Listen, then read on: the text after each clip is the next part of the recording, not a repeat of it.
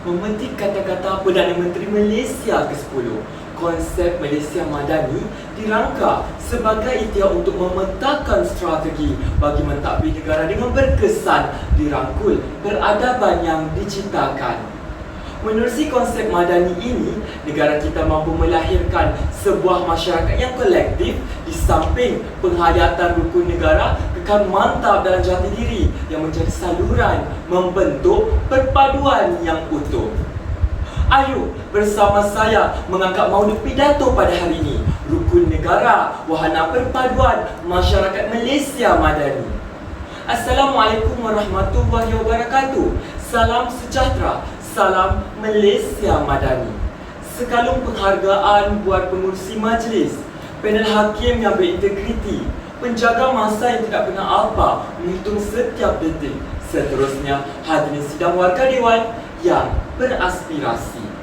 Sebelum mengatur bicara, molek kiranya saya mendefinisikan tajuk pidato pada hari ini.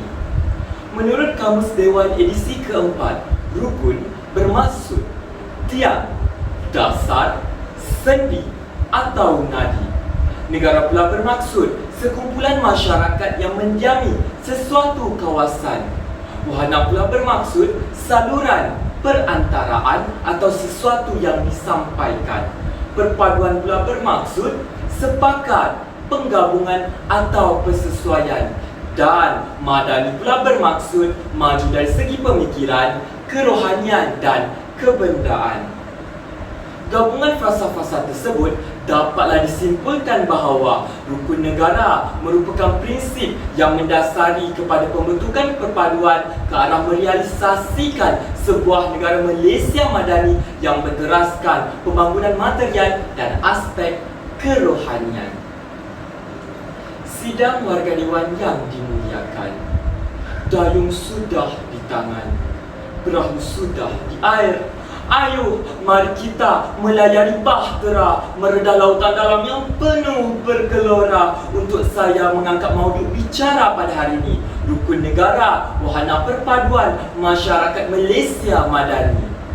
Maka, indikator pertama, prinsip Rukun Negara ketiga, keluhuran perlembagaan Wahana Masyarakat Malaysia Madani berintegrasi. Perlembagaan Malaysia telah dirangka berdasarkan nasihat daripada Suruhanjaya Red tahun 1956.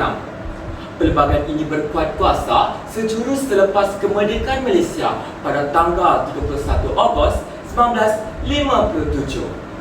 Hampir 6 dekad perlembagaan Malaysia dijunjung oleh seluruh warga negaranya. Setiap warga negara Malaysia harus menghormati dan mematuhi perlembagaan ini. Malaysia sebuah negara unik kerana terbina daripada rakyatnya yang berbilang bangsa dan agama. Perbezaan ini sedikit pun tidak menghalang negara untuk terus mencipta kejayaan di bersada antara bangsa. Setiap rakyatnya meraihkan perbezaan. Salah satu aspek dalam perlembagaan Malaysia, Perkara 152 yang menyebut bahawa bahasa Melayu telah dipilih sebagai bahasa kebangsaan di samping bahasa-bahasa lain boleh diamalkan. Matlamatnya sebagai penyatuan kaum yang berbilang bangsa bagi menjamin masyarakatnya yang majmuk.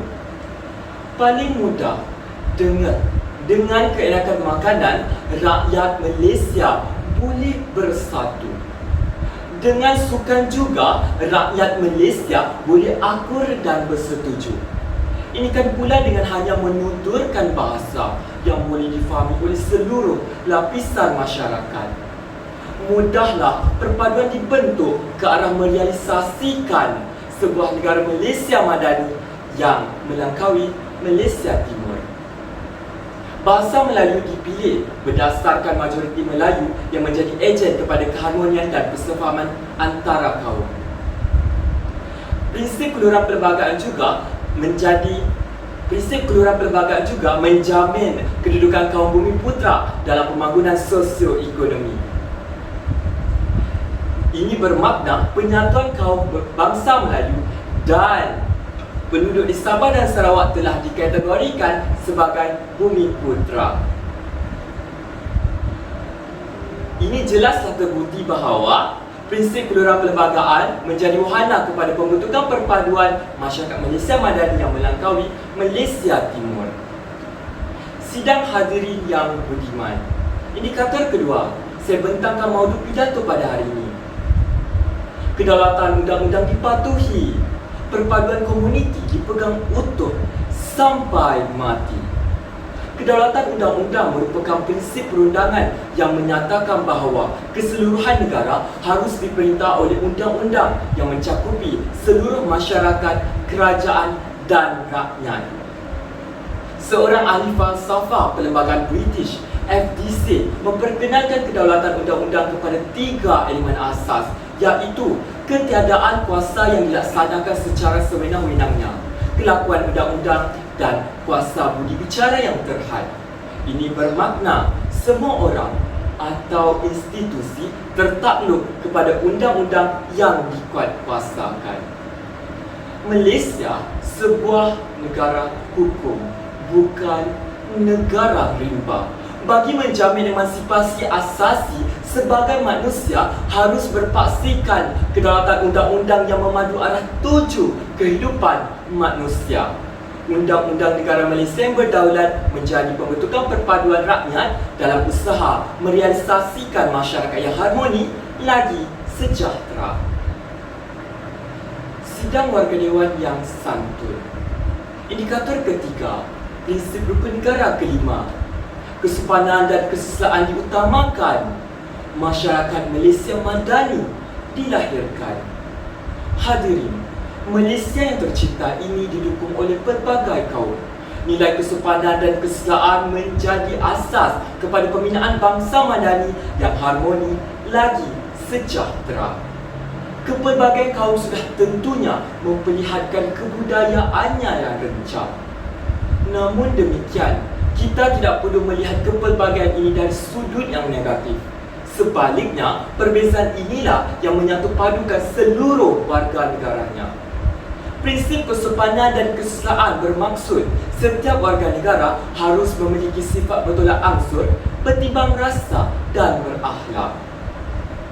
Kemajuan sesebuah negara Malaysia Madani tidak wajar diukur dari sudut pembangunan material semata-mata. Sebaliknya, kemajuan dari segi akhlak, tingkah laku dan spiritual juga perlu seimbang. Justru, prinsip kesopanan dan kesusilaan ini harus menjadi tonggak kepada pembentukan perpaduan masyarakat Malaysia Madani.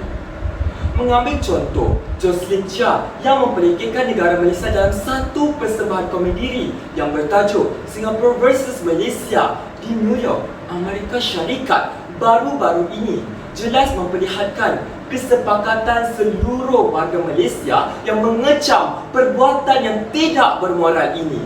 Dan isu ini turut dibahaskan di Dewan Rakyat semasa sidang Parlimen. Personalia Tinggi Singapura di Malaysia, Vanu Gopala, telah membuat permohonan maaf bagi pihak Kerajaan Republik Singapura, dan melalui tindakan tersebut, aplikasi TikTok telah mengeluarkan klip video berkenaan. Inilah buktinya bahawa kesepakatan semua pihak dalam menolak perbuatan yang menyalahi moral tanpa mengira bangsa, kaum atau negara. Sidang warga dewan yang bervisi. Belayar kapal menghampiri pelabuhan. Sauh di labuh melepas lelah seketika. Sebelum putera mengundurkan diri, sekali lagi saya mengangkat maudu pidato pada hari ini. Rukun negara, wahana perpaduan masyarakat Malaysia Madani. Sejenak berfikir kita adalah insan yang banyak sekali ketidaksempurnaan. Oleh itu, saya memohon pengertian sidang hadirin yang santun atas apa yang saya sampaikan. Sekian, mohon permisi. Wabillahi taufiq wa hidayah. Wassalamualaikum warahmatullahi wabarakatuh.